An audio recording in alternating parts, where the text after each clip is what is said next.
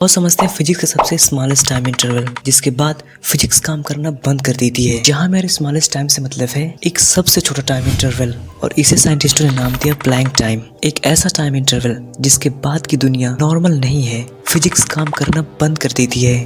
और साइंटिस्टों ने इस टाइम इंटरवल को इस इक्वेशन से निकाला है, जो अगेन बहुत इंटरेस्टिंग है।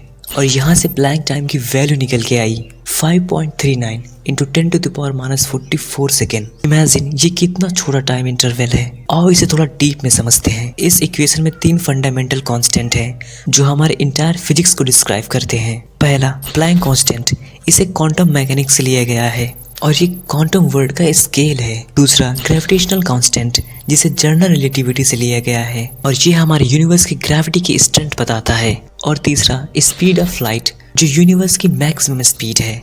जब इन तीनों को कंबाइन करते हैं तो हमें मिलता है प्लैंक स्केल, यूनिवर्स का सबसे स्मॉलेस्ट टाइम इंटरवल, जहाँ क्वांटम इफेक्ट और ग्रेविटी दोनों एक साथ इम्पोर्टेंट हो जाते हैं। पर इसका फिजिकल मीनिंग क्या है? सोचो तुम एक ऐसे इवेंट को कैप्चर करना चाहते हो जहां लाइट 10⁻⁴ मीटर ही ट्रैवल कर पाए, तो तुम्हें टाइम को कंटिन्यूअसली इतना छोटा करना पड़ेगा कि एक ऐसा टाइम आएगा जहां स्पेस टाइम फैब्रिक खुद ही स्मूथ नहीं रहेगा, वो पिक्सेलेटेड हो जाएगा। इस स्टेज को बोलते हैं क्वांटम फॉर्म। इसे आप रियल लाइफ में ऐसे समझ सकते हैं कि आप एक एचडी स्क्रीन को इतना जूम करते हैं कि उसके पिक्सल दिखने लगते हैं, तब वीडियो तुम्हें बहुत अननॉर्मल तरीके से दिखेगी। टाइम के साथ भी यही होता है। जब हम प्लैंक टाइम के नीचे के बिहेवियर की बात करते हैं तो टाइम बहुत अनरियल तरीके से बिहेव करता है, लेकिन इसे समझना साइंटिस्ट के लिए इतना इम्पोर्टेंट इसलिए है क्योंकि इससे समझा जा सकता है कि बिग बैंग की जस्ट तुरंत बाद क्या हुआ था।